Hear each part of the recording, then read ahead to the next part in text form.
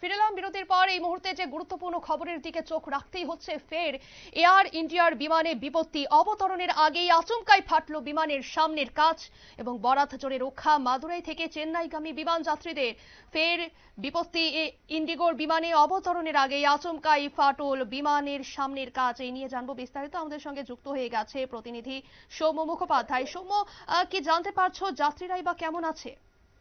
দেখো, এটা জানা যাচ্ছে যে আজ সকালবেলা মাদুরাই থেকে চেন্নাইগামী একটি এয়ার ইন্ডিগোর বিমানে ৭৬ জন যাত্রী ছিল। বিমানটি যখন চেন্নাই বিমানবন্দরে অবতরণ করছিল তার ঠিক আগেই পাইলট দেখতে পান যে সামনের কাঁচ মানে উইন্ড স্ক্রিনে ফাটল রয়েছে এবং বিষয়টি লক্ষ্য করেই তড়িঘড়ি তিনি বিমানবন্দরের এয়ার ট্রাফিক কন্ট্রোলারের সাথে যোগাযোগ করেন এবং পরিস্থিতির গুরুত্ব বুঝে অবতরণের পর বিমানটিকে রানওয়ে অন্য একটি দিকে নিয়ে যাওয়া হয়। সেখানে নিয়ে যাবার পরে বিমানটির উইন্ডস্ক্রিন প্রতিস্থাপনের কাজ করা হয় এবং বিমান থেকে সব যাত্রীকে নিরাপদে নামিয়ে অন্য জায়গায় নিয়ে যাওয়া হয়।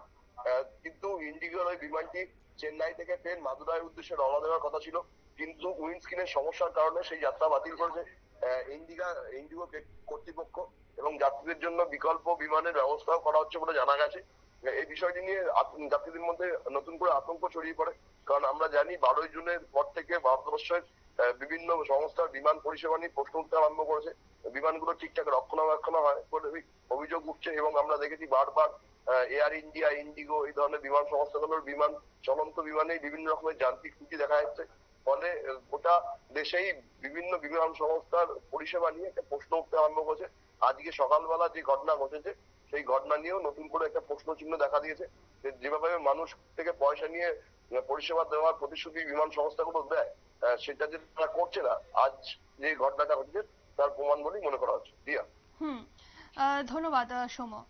আপনারা শুনলেন, বারবার কিন্তু বিমানে যান্ত্রিক ত্রুটি দেখা দিচ্ছে। তবে এবারে পাইলটের দ্রুত সিদ্ধান্ত এবং তৎপরতার কারণেই কিন্তু এই বড় ধরনের বিপত্তি থেকে রক্ষা পাওয়া যায় এবং যাত্রীরা আপাতত এক্ষেত্রে আতঙ্কেই রয়েছে এক প্রকার, তবে পরিস্থিতি কিন্তু স্বাভাবিক রয়েছে।